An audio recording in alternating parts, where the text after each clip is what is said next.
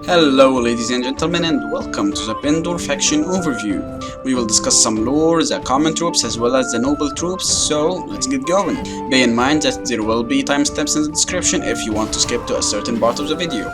Unlike other factions, the Kingdom of Pendor doesn't have any lords, lands, kings or claimants, so it's up to the player to fulfill the Prophecy of Madigan and restore the kingdom back to its former glory. Almost a millennium ago, the War of the Titans laid the foundation for the ascension of man. A terrible war between ancient elder races left the world stripped of magic, and those magnificent mythical people, once so powerful, were now only the stuff of folklore and legends. Only the repulsive Noldor remain from these times, and their once great cities are all destroyed, save perhaps one. 354 years ago, it is the time of man. The story centers on the fertile lands of Pendor and the struggles of the people, their leaders and their destiny. Several hundred years ago, a single kingdom was forged by sword and fire. A peace was maintained and prosperity came to the kingdom and it flourished. 5 generations of Pendorian kings sat on the silver throne in Sarlion, and for nearly 200 years they guided the destiny of the land and its subjects. From the founding of Pendor, the year is 1908. The downfall of the kingdom was as swift as it was vile. A single month, 30 days, and the empire was in tatters. The irony was, it was not by the sword in battle, nor by some dark magic that caused the deaths of the king and his family, but by an unseen killer, a disease, the Red Plague that ravaged the land and cut down the people of the kingdom, great and small like an assassin in the night.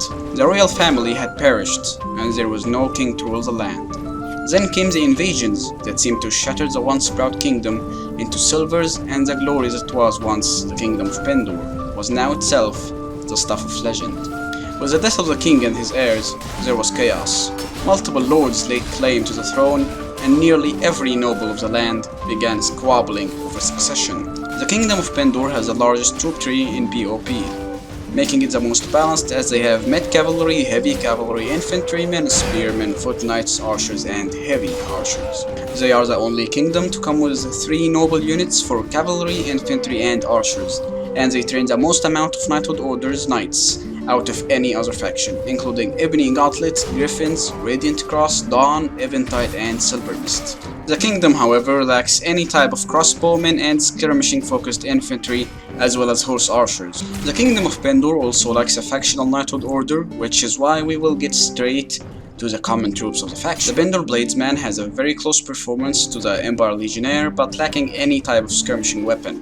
They, however, come equipped with the amazing Ebony Dueling Sword, and with their 310 melee proficiencies, makes them one of the best common tier units in one-on-one combat. Also, with the decent heavy heat to shields, they make very decent shield walls.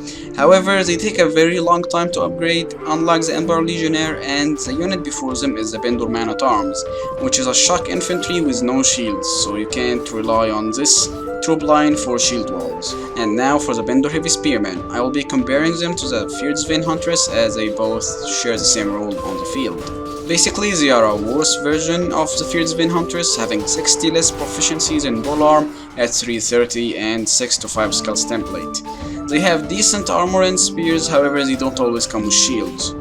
Because of how the AI uses spears on foot and how useless they are in close quarters, I don't recommend using this unit, as there are better shock infantry out there with two-handed swords and long-reach polearms. They are, however, very easily spammable, just like their Fierce Vein counterpart. The Pendor mounted man-at-arms are medium cavalry, so they don't have armored horses, and instead they get swift and agile horses for combat, so if you're looking for tanks, then check out the Pendor Knight. They come with a great variety of weapons in their arsenal, including spears, silvered longswords, lances, claymores, and morning stars, making them great for a lot of situations. Their armor isn't really that good, but their shields are okay. Use them for hit and run attacks and flanks, and never let them charge head on, or they will get decimated because of their lack of armor. Basically, a better version of the Ravenstern Horseman. However, if you don't feel like using them, then you don't have to, as they are a niche troop. The Pendor Armored Bowman, I will be comparing them to the Ravenstern Ranger, sharing the same archery proficiencies as the Ravenstern Ranger at 350, with 1 less point in power draw at 5, but having 70 more proficiencies in melee, makes these guys an overall okay archer unit. However, their melee weapons aren't that great, and their short composite bow is bad, similar in stats to the longbow used by the Sarlion longbowmen. They have a high rate of fire, but they always come with one quiver, which makes them bad in long battles and attacking sieges. They also never come with shields. Extremely spammable for what they offer, so use them if you need some extra archers in your army. And now for the good, and the good, we have the noble troops of Pendor. We have the Pendor Knight. I will be comparing them to the Sarlion Knight. They have 60 list proficiencies at 300, but they share the same skills template at 8 to 7. They have great armor as well as decent charging horses and a massive arsenal that includes spears, swords, lances, battle hammers as well as claymores and great shields.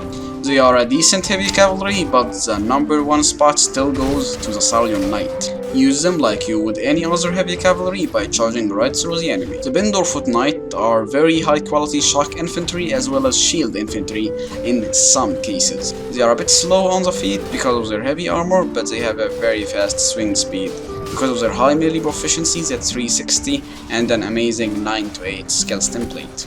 Yet again, they have a massive arsenal that consists of two-handed swords, blunt polearms, and battle hammers. Because of their many blunt weapons, they are very decent for getting prisoners, which means more money. They can come with shields, but mostly they should be considered as shock troops. A decent overall unit, but make sure to protect them with shield infantry and use them in shield wall. The Pendor Black Archer are the best non-Knighthood Order Noble Archer in Pendor. They have a super high rate of fire because of their archery proficiencies being at 420 and 380 in melee proficiencies, making them amazing fighters as well. Using the amazing Ibn Bow, which has a similar performance to the bow used by Ravensarn Rangers, their skills and stats make them comparable to even the Noldor. They have great shields and okay swords, but they have a chance to come with not so good War Spear.